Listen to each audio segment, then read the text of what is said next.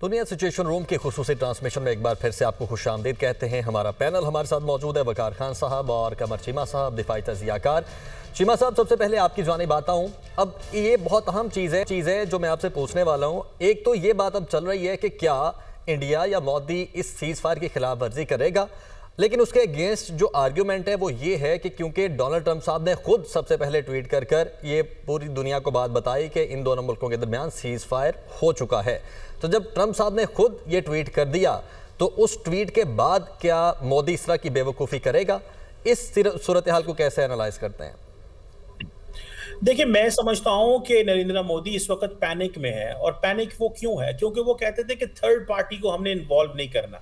एक बात, अब जब ये कल सारा वाकया हो गया कि पहले ट्रंप ने ट्वीट की, फिर रूबियो साहब ने ट्वीट की, फिर सागडार साहब ने, उसके बाद इंडियन फॉरेन ऑफिस ने, तो देन इंडिया ने अपने लोगों को बताना शुरू कर दिया कि जिसमें थर्ड पार्टी इन्वॉल्वमेंट तो कोई नहीं थी, ये तो हमने पाकिस्तान के साथ मिलकर किया है। सो द पॉइंट इज कि इंडिया को चाहिए, मैं बार बार कह रहा हूं, फेस सेविंग चाहिए, पहली बात। दूसरी बात जो अहम बात मैं चाहता हूं कि जो यहां से बात शुरू होनी चाहिए, क्योंकि रोज रोज ये तमाशे नहीं लग सकते कि दो न्यूक्लियर आर्म कंट्री आप एक कहें कि जी हमने पाकिस्तान पे हमला कर देना है। ये मुमकिन नहीं है और हम अफोर्ड भी नहीं कर सकते। और हमने इनको जो मुंह तोड़ जवाब दिया है, ये आइंदा ऐसे नहीं होगा। आइंदा हमारा जवाब और सख्त होगा। जो बात मैं आपको कहना चाहता हूं कि अब भारत से ये बात होनी चाहिए कि ये मुमकिन नहीं है कि पाकिस्तान के अंदर आप दहशतगर्दी करवाते रहें। पाकिस्तान को नेक्स्ट स्टेज पे लेके जाना चाहिए। पहले ये हमें प्रॉक्सीज के जरिए एंगेज करते हैं, अभी ये कन्वेंशनल मिलिट्री कॉन्फ्लिक्ट में हमारे साथ आना चाह रहे थे। तो सवाल यह है कि पाकिस्तान को ये कहना चाहिए कि भाई ये मुमकिन नहीं है कि हम आपके साथ इस चीज पे चलें। अब आपको ये पाकिस्तान में दहशतगर्दी करवानी बंद करनी पड़ेगी, क्योंकि उन्होंने एक नई थ्योरी निकाल रहे हैं उनके गवर्नमेंट कि जी अब कुछ इस तरह का कश्मीर का वाकया होगा तो वो एक्ट ऑफ वॉर होगा। बिल्कुल एक्ट ऑफ वॉर होगा।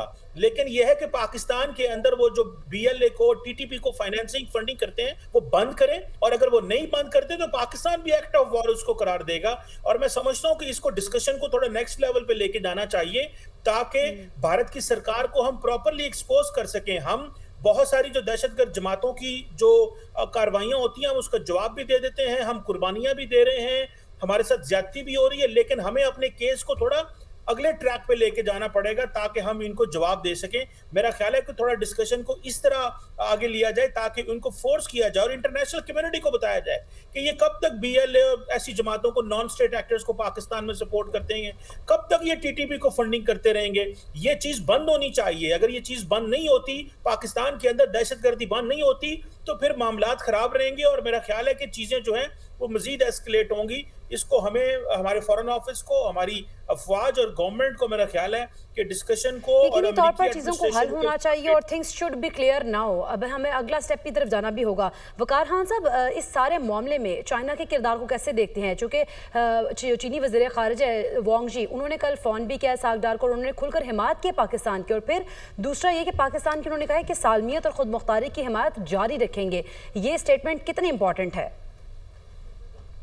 आई थिंक चाइना का जब से हमारे diplomatic relation right from the day one जो है, ये ग्रेजुअली आप देखें कि they have improved now. I think strategic partnership, बल्कि आयरन ब्रदरहुड कहते हैं इसमें। आई थिंक विक्टर गाओ हैं जो उनके आई थिंक ग्लोबलाइजेशन के कोई आई थिंक वाइस प्रेसिडेंट हैं, उनका इंस्टीट्यूट है, और पहले एडवाइजर भी रहे हैं प्रेसिडेंट शी के। और जनरली आप देखेंगे कि इंग्लिश चैनल्स पे ज्यादा वो अपीयर होते हैं even Indian.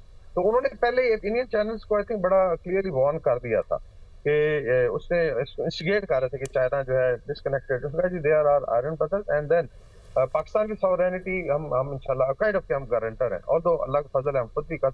I think China का अगर आप रोल देखें तो क्रिटिकल रहा है। वन इज ऑफ कोर्स हमें जो सपोर्ट चाहिए होती है यूएनएससी में। नंबर टू इज के in terms of defence collaboration, बल्कि अभी भारत भी फील कर रहा है कि now there is a scope for Chinese Pakistan defence strategy, because session पे जाके ये ट्रायंगल मुकम्मल होती है पाकिस्तान, इंडिया, चाइना की, वो जगह जहाँ पे सैंडविच किया जा सके। दूसरा, चाइना का देखें भारत साथ एक होस्टाइल रिलेशनशिप है because of I would say इनकी भारत की पॉलिसियों की वजह से।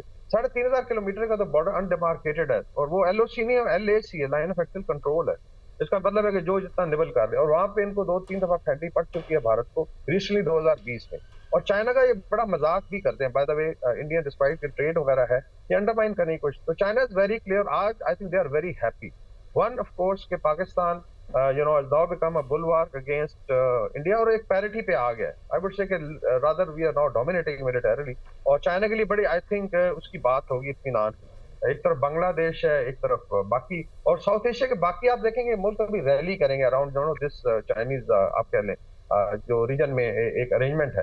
तो हर लिहाज से और अफगानिस्तान का देखा बड़ा अच्छा इनिशिएटिव शुरू हुआ है कि China I think is gone there तीनों बैठ के कि यार लेट्स एक्सटेंड द सीपैक और आप आपस में भी करें, आप ब्रदर्स हैं, we grow as a region. तो मेरे ख्याल में हर लिहाज से क्रिटिकल रहा. फिर आए देखें जो वेपन सिस्टम है पाकिस्तान के पास 70-80% जिसमें जॉइंट कोलैबोरेशन भी है and we are thankful to them like PL-15 missile का आना उसमें. और अभी भी अल्लाह के फजल से सुना है कि पाकिस्तानी पायलट्स ऑलरेडी J-35 पे ट्रेनिंग कर रहे हैं और वो बख्शी ने बड़ा चीख चीख का के इनके हेगड़ी देखें कि वहां पे भाई और हमारा तेजस के दर ऑल दैट. तो आई थिंक हर लिहाज से और अभी भी जो आगे नेगोशिएशन होनी है उसमें उनका रोल भी रहेगा. भारत में तो वैसे बड़ी बड़ी चीजों पे भारत चीखें उठ रही हैं और वो इस चीज पे भी चीखें उठा रहे हैं उनके पॉलिटिशियंस के इस सारे मोदी के जो उन्होंने जो स्टेप उठाया है इस पर पाक चीन जो है वो दोस्ती और मजबूत होकर सामने आई है और दोनों मिल गए हैं.